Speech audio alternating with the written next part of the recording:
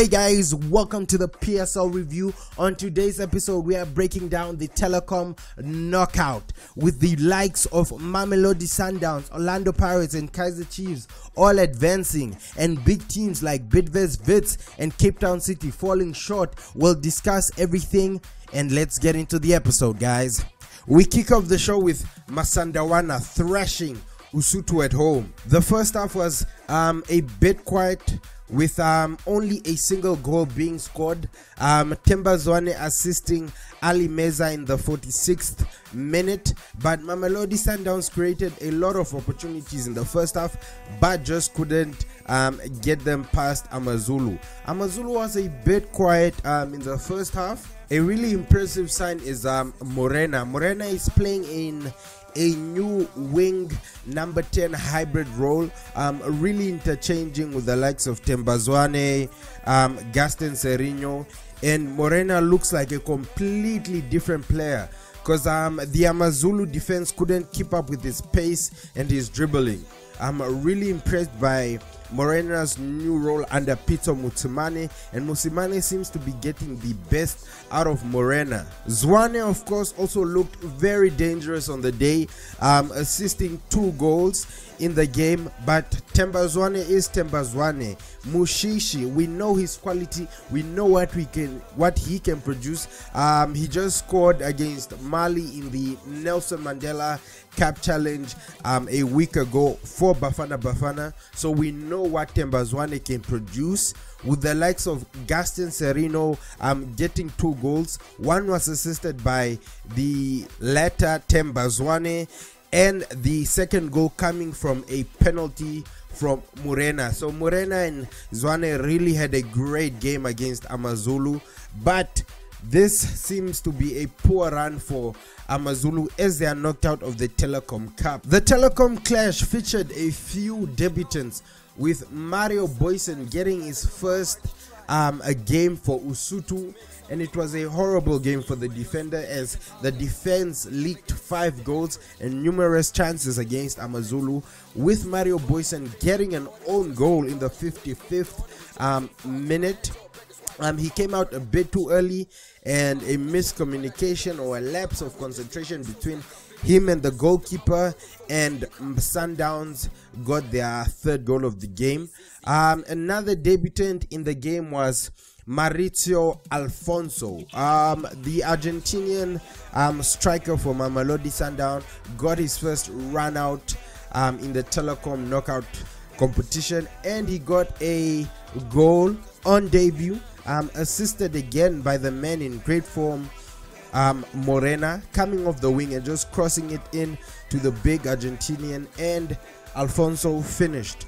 So it was a great game for Sundowns and a really tough game for Amazulu. Later on in the post-match interview, Musimane went on to compare Sundowns to Tottenham and the likes of Bayern, saying that they need to score more goals, and the South African mentality was keeping them from scoring more goals as they wanted to be more fancy and show off their skills on the ball instead of being precise and scoring more goals. Musimane emphasized that he wanted to score more goals, citing if Bayern can score 8, we can score 8. So these were the statements from Peter Musimane. He just wants more goals from his team. The next match took us to Cape Town, as Cape Town City hosted Kaizer Chiefs in a Telkom Knockout Cup in Cape Town.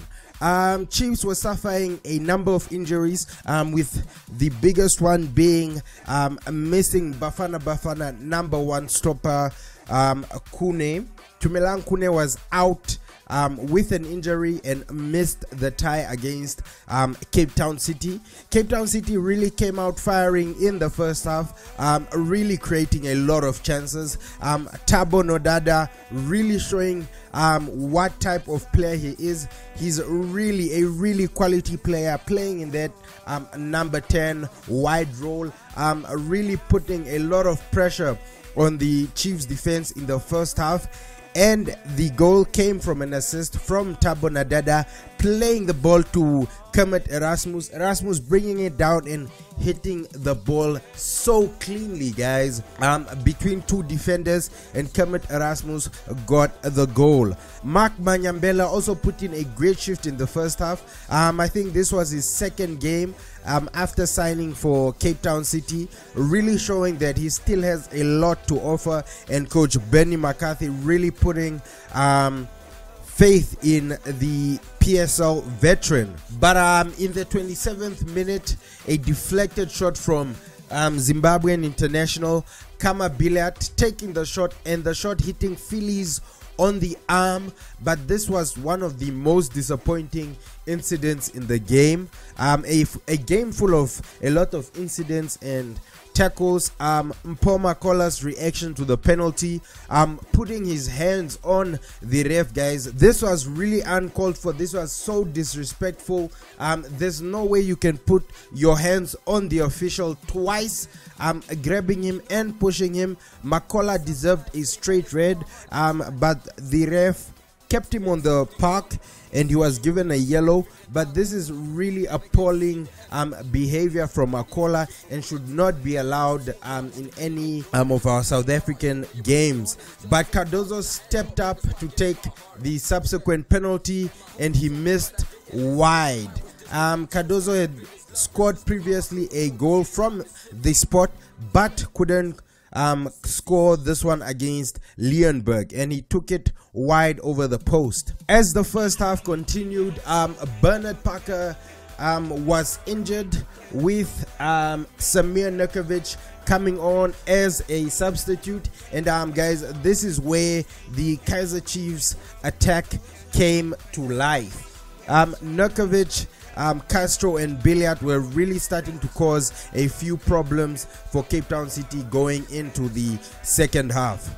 When the second half kicked off, Chiefs looked more of the aggressor, really looked dangerous going forward, but Cape Town City had chances of their own, with Thabo Nadada and Kermit Erasmus having one-on-one opportunities with the goalkeeper, but Ekpe came out strong and the forwards themselves couldn't really finish on those opportunities. With the injury of Kieran Bacchus, Dumisani Zuma was introduced into the game, and guys, wow, just from the eye test, the pace of Billiat and Zuma with Nurkovic and Castro up front really looked dangerous. Two big men in the box, and Billiat and Zuma drifting, countering with pace. Manyama coming from deep. Chiefs look like to have found their best front four, in my opinion. I have nothing against Lazarus Kambole, but I think Kambole will need some more time just to adjust to the PSL. But Zuma for me looks way better passing, really quick on the ball, and he's even having confidence taking a shot in the game, but Leonberg saved it. But of course, who else? The equalizing goal came in the 80th minute from the big Serbian Samir Nurkovic, getting the ball on a half volley.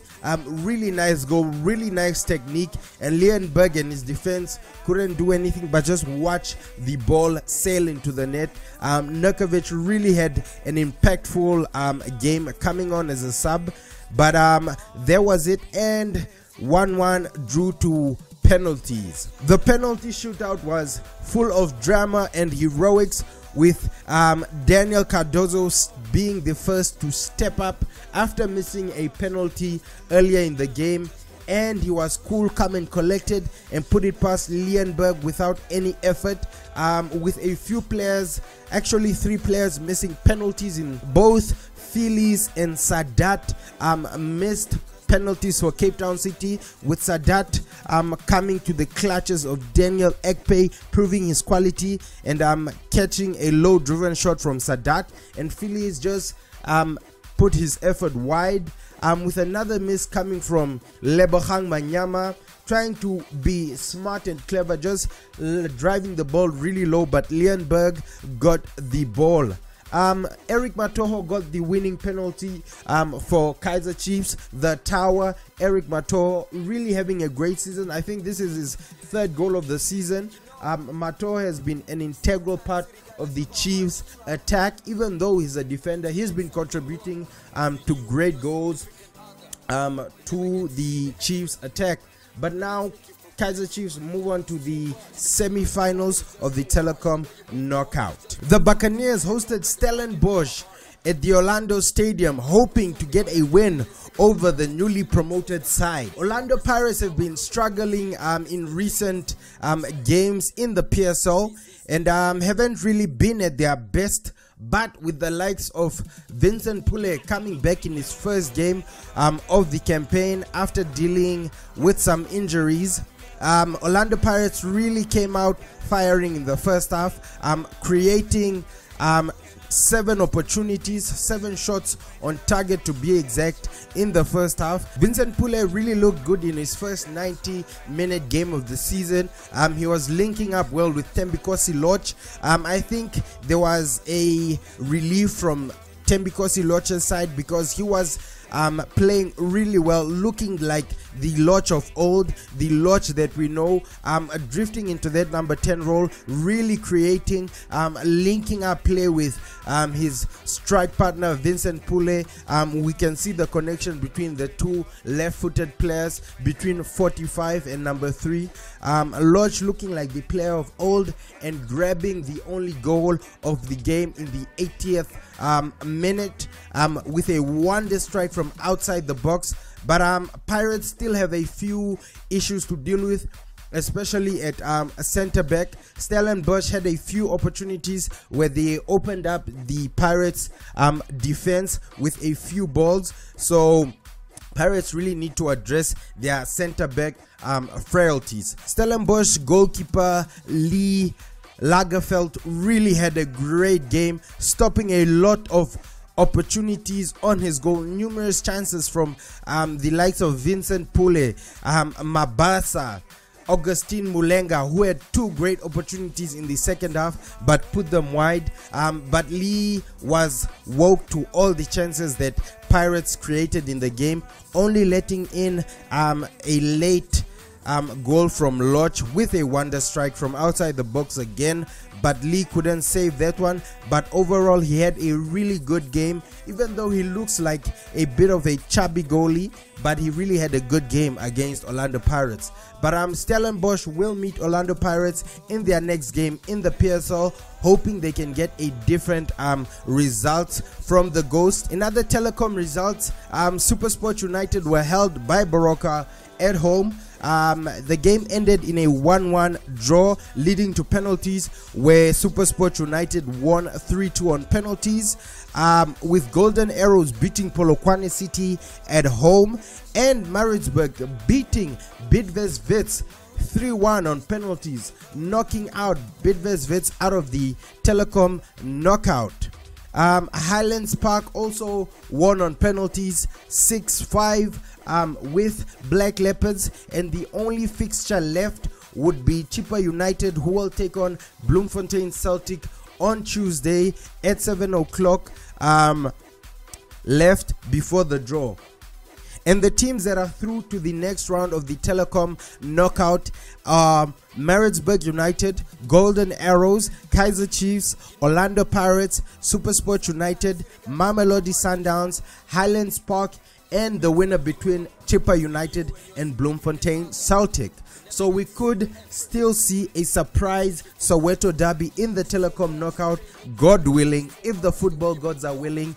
If Orlando Pirates can draw Kaizer Chiefs, I'd be really looking forward to that, because we already have the Soweto derby scheduled for the 9th of November. So if the football gods are willing, we could see another Soweto derby in the Telkom Knockout. Guys, we'll end the episode here. Please comment, like, subscribe, and let's discuss everything football, everything Telkom Knockout in the comments, and I'll see you guys in the next